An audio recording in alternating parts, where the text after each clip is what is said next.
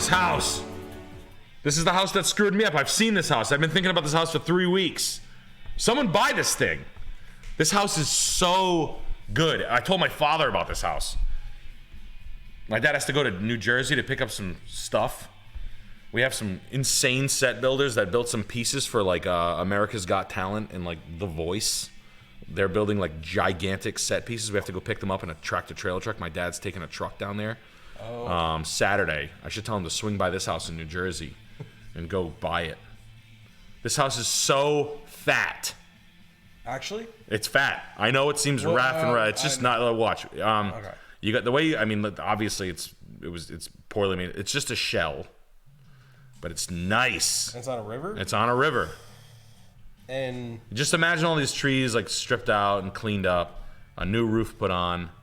This is a steal, man. Maze Landing. I don't know what's up with Maze Landing, but this is a nice house, man. I'm telling you. This house would live very well. It needs all of it. It needs everything. It needs a roof. It needs siding repair. It's all cash.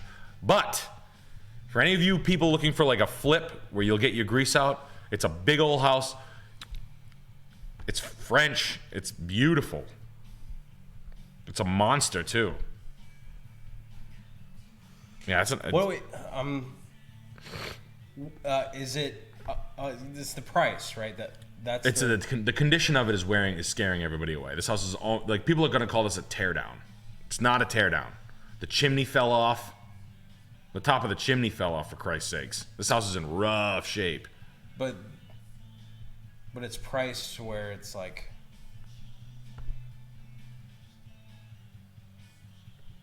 Like it's just priced on the floor, like monster fireplace.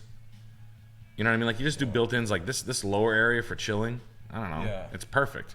Large bedroom with a walkout to a deck or a study. I can kind of understand now. Yeah. On the second story above the first fireplace, you have a second fireplace living room. It's Western. It's like. It's French style, but it looks like this could be like a California style or like a really really nicely done French house, French country home. If I lived in New Jersey, I would buy this house. I don't even want to mix words. If this house was near me in a rough area, I would buy it. Yeah. Period. I would put $250,000 into it, and it would be the nicest house in the world. But that looks like a trailer park on the beach. So I'm just throwing that out there. So I don't know where this is. It's Western. It's like it's Western New Jersey, so it's like borders PA. Okay, so this house right here looks like it's a couple $1 million. So you can definitely comp it out. I see. I would put my elbow grease in. I like this house a lot. You're gonna need 250. You said you've seen this before? This house is the second time we've done this house on the stream. Renovation loans and investors with hard money only. Yeah, right. This house is gonna eat money like crazy, but I would like to be into this house for $375,000 to $425,000, painted, landscaped, neatened up, buttoned up, kitchened, bathroomed, windowed, roofed. This is a good one. This is a guy who, if someone who had 300 and wanted to do it, they could crush this house. You'd need an architect friend, or you need tons of experience. But I think what you'd end up with is a really special piece of property. Truly, one of the best houses that I've seen on this stream. All right, cool. 199, 1000 Highland Avenue, Coropolis, Pennsylvania is obviously the best real estate market in the planet because we're buying gigantic Victorians for $200,000, 4-bedroom, 2-bath, 4,000 square feet, built in 1888. A slate roof Queen Anne Victorian with a front porch and a brick driveway and granite. What the hell has been going on? That was a hoarder's house. Oh, someone tried to do this. Black mold. Yeah, they were trying to have the contractors live in there while they fixed it. Good job, guys. Nice. Cool. Wow, I had a pool. What a shame. Oh, wow, it's got a second house to it. Brick driveway with a carriage house from the second road. Oh, my God. This includes both houses? Yes. So this is in the back. This was like the carriage house. Oh. So this could have been like a hospital, and that could have been where they put the horse and ambulance. Oh. The horse-drawn ambulance or something. Or that could have been like the school. This was the schoolhouse, and then this was the gymnasium, or this was a rectory. Yep. And that's where, you know, Ellen would come and eat the children. You know, she would come and eat yogurt in front of children for 5 years. Sucks that the house is really nice. Original details seem to be well kept. Full gut job, non-stop money pit. Real rough house. But I don't care about the clutter. I can, you know, you can kind of see through it. It's a shame the pool's all racked up. I wonder if it's cracked or if you could like really or get it repaired. This would be a really fun repair. It wouldn't stop costing you money. You need to fly in like slate roof specialists from London, literally. The carriage house makes it all worth it. What a special piece of property. I hope someone buys that. It's gonna need. The problem is with those houses, like, you know, most houses like that are that big. You'd say a number like 200 grand, and something like that could be like 500. You know, because you have like specialty stuff in here. You know, you could have some.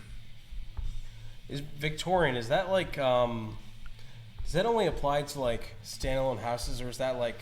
It was an era. It was a cultural time. What are the houses on like the West End? Like right now, we're in the, you know, the what's that?